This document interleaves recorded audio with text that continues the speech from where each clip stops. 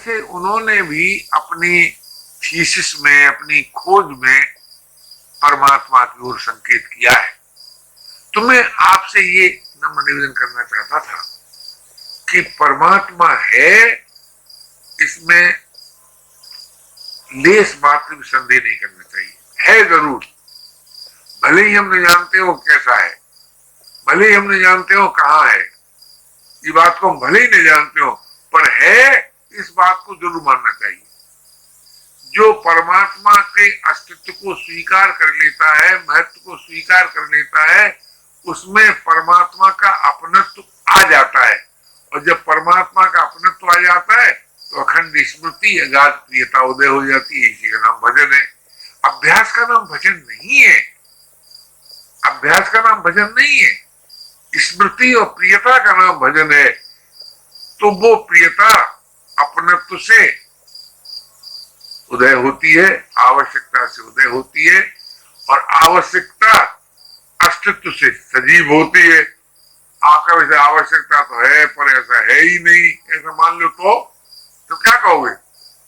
तो अधीर होकर कहोगे अरे भैया चैन तो है ही नहीं, कभी न मिला है न मिलेगा, मिल सकता है, हंसते रहो रोते रहो, बस यही जीवन है, ऐसा कहने लग जाओगे।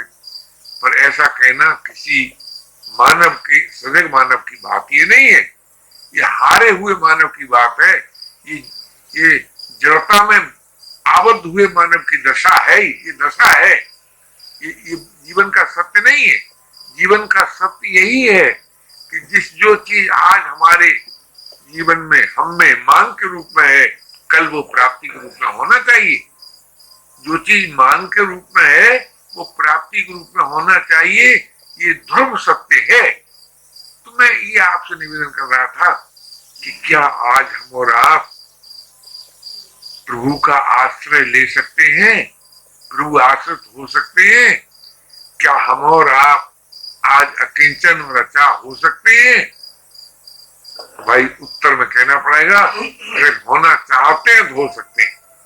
हर भाई अकिंचन हो सकता है, हर बहन अकिंचन हो सकती है, हर भाई अचा हो सकता है, हर बहन अचा हो सकती है, हर भाई हर आश्रय ले सकता है।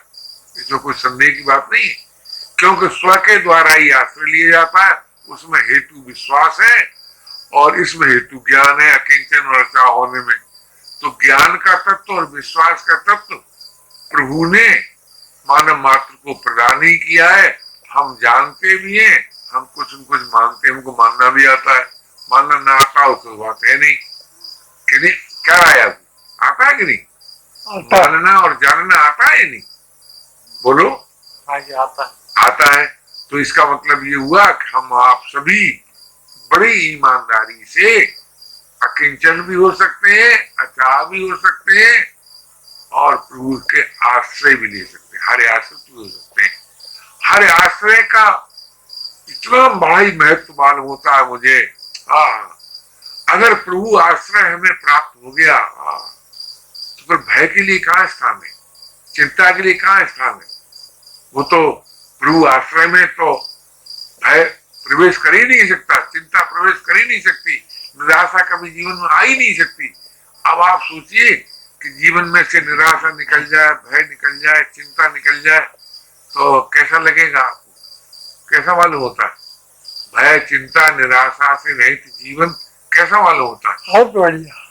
बहुत बढ़िया मालूम होता है।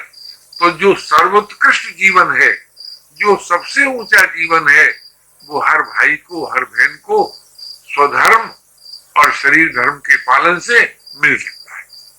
ये आज का कुल सार निकला। शरीर धर्म क्या है? सद्भाव, सहयोग और सभी को अपना मानना। सभी को के साथ अपना मानना ये शरीर धर्म है, क्योंकि शरीर और संसार, शरीर के सहयोग से संसार भाषित होता है। तो संसार को अपना मानना, सहयोग उसके प्रति रखना, सद्भाव उसके साथ रखना, और उसकी उत्पत्ति का आधार और उसकी प्रतीति के प्रकाशक परमात्मा को अपना, अपने लिए मानना। संसार को अपना मानना सेवा करने के लिए, परमात्मा को अपना मानना प्रेमी होने के लिए। न प्रेमी को कुछ चाहिए और न सेवक को कुछ चाहिए। इसलिए सेवक हो तब भी अच्छा हो सकते हो, प्रेमी हो तब भी अच्छा हो सकते हो। अच्छा बिना हुए शांति मिलेगी नहीं। संसार के काम आए बिना करने का राग निवृत्त होगा नहीं। भगवान को अपना माने बिना स्मृति और प्रियता जगेगी नहीं। ये जीवन का सत्य है। इसको स्वीकार करना कहलाता है सत्संग। और वो सत्संग है मानव का स्वधर्म।